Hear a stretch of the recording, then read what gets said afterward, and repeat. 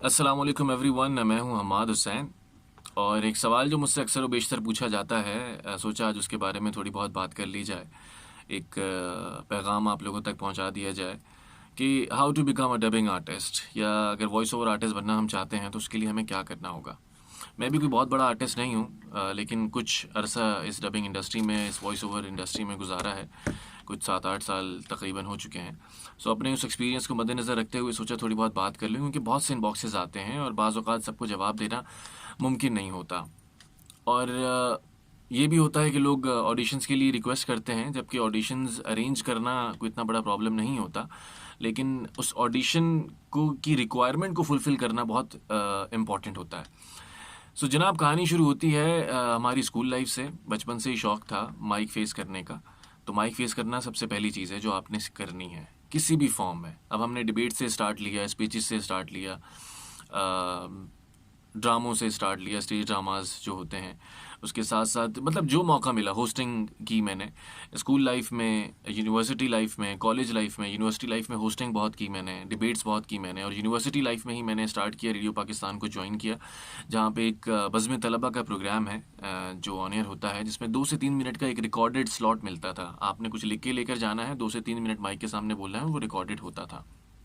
तो जनाब, ये सारी चीज़ें करते करते इस काबिल हुई कम से कम माइक के सामने आके माइक से डर नहीं लगने लगा। होता यह है कि बहुत से लोग जब ऑडिशंस की बात करते हैं, और अगर मैं ऑडिशंस अरेंज करवा भी दूं, बहुत कोऑपरेटिव है हमारी जो डबिंग इंडस्ट्री है।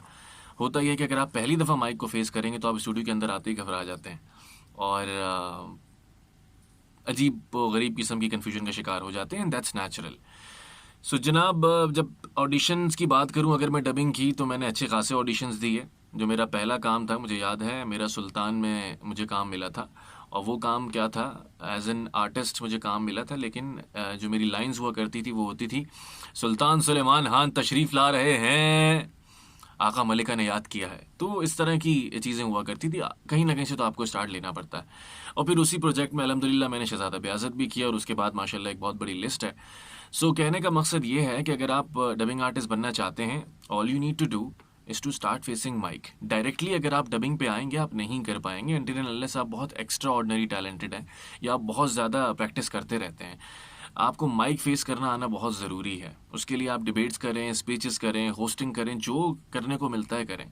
फिर जब आप माइक के सामने आएंगे तो आप कुछ कर पाएंगे। इसी तरह ये डब्ड ड्रामों को देखकर उसको थोड़ा बहुत रिहर्सल किया करें, जो मैं किया करता था अपने आगाज़ के दिनों में। और फिर जाके आप कहीं ऑडिशन दे पाएंगे। ऑडिशन देना कोई इतना बड़ा मसला नहीं है, सिलेक्शन बहुत बड़ा एक अचीवमेंट है। तो अगर आप कहीं ऑडिशन दें और सिलेक्ट ना हो तब भी डीमोटिवेट होंगे। सो बराए मेहरबानी, आई होप कि ये मैसेज कुछ लोगों को जो वॉइस ओवर आर्टिस्ट या डबिंग इंडस्ट्री की तरफ आना चाहते हैं, या वॉइस ओवर आर्टिस्ट बनना चाहते हैं, उनके लिए हेल्पफुल होगा। आपके दोस्तों में भी जो ऐसे लोग हों, उन तक ये पैगाम आप ज़रूर पहुंचा सकते हैं। और अगर इनबॉक्सेस में आपको प्रॉपर रिप्लाई ना कर पाया करूं मैं, या नहीं ऑडिशंस अरेंज करवा पाया करूं, तो उसके पीछे बहुत सारी वजूहात होती हैं, उसको दिल पे ना लिया करें। Thank you very much.